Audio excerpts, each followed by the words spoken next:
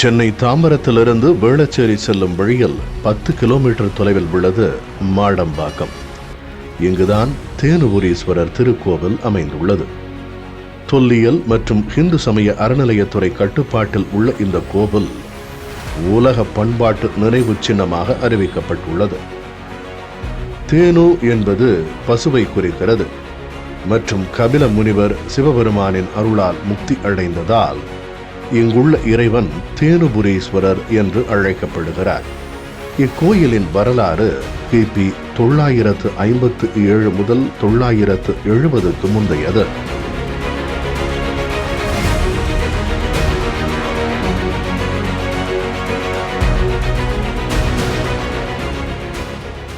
தமிழ்நாட்டில் உள்ள மற்ற கோயில்களைப் போலவே சன்னதியும் இயற்கையில் அரைவட்ட வடிவில் அமைந்துள்ளது. முதலாம் ராஜராஜ சோழனின் தந்தையான 2ஆம் பராந்தக சோழன் ஆட்சியின் போது தேனுபுரீஸ்வரர் கோவில் கட்டப்பட்டது. இந்த கோயிலின் வளாகத்தில் மிகப்பெரிய குளம் ஒன்று உள்ளது. எப்போதும் வற்றா குளமாக பார்க்கப்பட்ட இந்த குளம் கடந்த 50 ஆண்டுகளில் 2 முறை மட்டுமே முற்றிலுமாக வற்றி போனதாக அப்பகுதி மக்கள் கூறுகின்றனர்.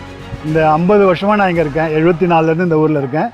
இந்த 50 வருஷத்தில் ரெண்டு வாட்டி தான் இந்த குளம் வற்றி போய் பார்த்துருக்கேன். மண் தரையை பார்த்துருக்கேன். மிச்சம் 48 வருஷமும் தண்ணி இருந்திருக்கு. எப்பயுமே இந்த தண்ணியில் வருஷம் நம்ம பங்குனி உத்தரத்துக்கு தெப்போற்சவம் நடக்கும்.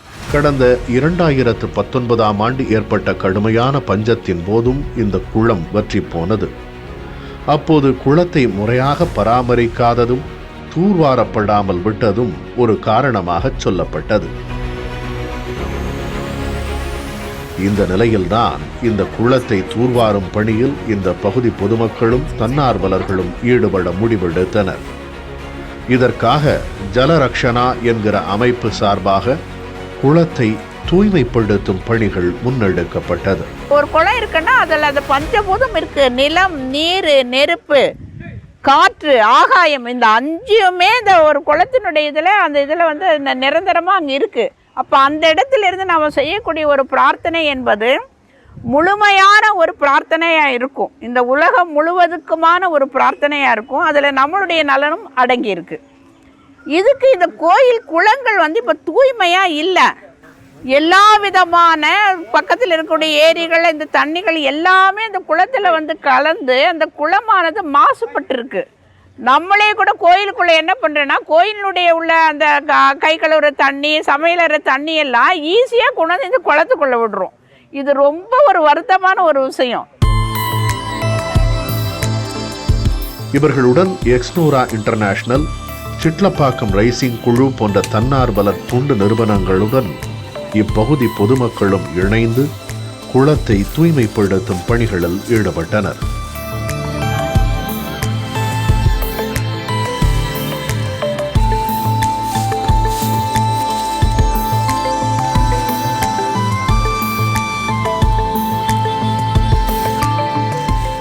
இந்த கோவிலுக்கு வரும் பலர் கொண்டு வரும் பிளாஸ்டிக் குப்பைகளும் பிரசாதங்களை சாப்பிட்ட பின்னர் அந்த குப்பைகளையும் அங்கேயே போட்டுவிட்டு செல்வதாக குளத்தை தூய்மைப்படுத்திய தன்னார்வலர்கள் தெரிவித்தனர். கோயிலை சுற்றி இருக்கிற குப்பைகள்லாம் ஃபுல்லாக வாரிட்டு இருக்கோம். இதே மாதிரி ஒரு கோயிலுக்காக நாங்கள் போயிட்டுருக்கோம். இன்னும் இங்கே இருக்கிற ஊர் ஜனங்கள்லாம், ஊர் மக்கள் நிறைய பேர் பாட்டிலெலாம் இந்த கோயில் ஓரத்தெல்லாம் போட்டுறாங்க. ஆனால் குழந்தைங்கலாம் கோயிலுக்கு வரவங்கலாம் போகும்போது காலில் பட்டு ரத்தம் வர்றதுக்கான வாய்ப்பு அதிகமாக இருக்குது இங்கெல்லாம். அதனால் குப்பைலாம் நாங்கள் முடிஞ்ச வரைக்கும் இந்த கோயிலை சுற்றி எல்லாத்தையும் நாங்கள் ரெடி பண்ணிகிட்ருக்கோம். ஒரு கோயிலை பண்ணிகிட்ருக்கோம். கூட பொதுமக்களும் எங்களுக்கு ஒத்துழைப்பு கொடுத்தா கொஞ்சம் நல்லாயிருக்கும். மற்ற குப்பைகளை வந்து சாப்பிட்டு கோயிலில் கொடுக்குற சாமி பிரசாதத்தையே கொண்டு வந்து இங்கேயே போட்டுடுறாங்க எல்லாமே. அது போட்டு அது ஃபுல்லாக இதாகிட்டு ஃபுல்லாக இதனால் வந்து கொசுக்கள்லாம் அதிகமாகிடுதுங்க கோயிலை குளத்தை சுற்றி. அதெல்லாம் பொதுமக்கள்லாம் கொஞ்சம் பார்த்து போடாமல் இருந்தால் கொஞ்சம் நல்லாயிருக்கும். நாங்களும் செய்ய வேண்டிய வேலை நாங்கள் சேர்ந்துகிட்டே இருக்கோம். நம்ம ஜனங்க வந்து இந்த வேண்டாத பழைய படங்களெல்லாம் எடுத்துகிட்டு வந்து போட்டு வச்சிட்ருக்காங்க. அதை கல் போட்டு உடச்சி நிறைய கிளாஸ் பீஸுங்களாக இருக்குது. அது வந்து மனுஷருங்க நம்ம நடக்கும் போதும் எல்லா மிருகங்க வந்து நம்ம புல் ஏதாவது சாப்பிடும் போதும் காலெல்லாம் அறுத்துரும். அதை தான் இன்றைக்கி செஞ்சிட்ருக்கேன். நான் முக்கால்வாசி அந்த கண்ணாடி பீஸ் எல்லாம் எடுத்து எல்லாத்தையும் சரி பண்ணுறேன். அவ்வளோதான் என்னால் முடிஞ்ச அளவு. நிறைய வந்து நாங்கள் கண்ணாடிங்களை எடுத்தோம். அதுக்கப்புறம் பிளாஸ்டிக் கவர்ஸ் எடுத்தோம். இது இல்லாமல் வந்து பூஜைக்கு பண்ணுற அந்த பானைகள் அதெல்லாம் கூட எடுத்தோம். நிறைய கண்ணாடிங்க இருக்கிறதுனால நாங்கள் தண்ணிக்குள்ளே இறங்கி வேலை பண்ண முடியல. அதுக்கான அடுத்த களப்பணியில் நாங்கள் தொடருவோம். இப்போத்துக்கு நீங்கள் பார்த்தீங்கன்னா ஓரளவுக்கு ஒரு 50% க்ளீன் ஆயிருக்கு. தொடர்ந்து அங்கிருந்த குப்பைகளை அகற்றிய தன்னார்வலர்கள் ஒவ்வொரு வாரமும் இங்கு சேரும் குப்பைகளை தூய்மைப்படுத்தும் பணிகளில் ஈடுபடுவது என்றும் முடிவெடுத்தனர். இந்த தேனுபுரீஸ்வரரில் இருக்கக்கூடிய இந்த குளத்தினுடைய கபில தீர்த்தனுடைய பணி தொடர்ச்சியாக நடைபெறும்.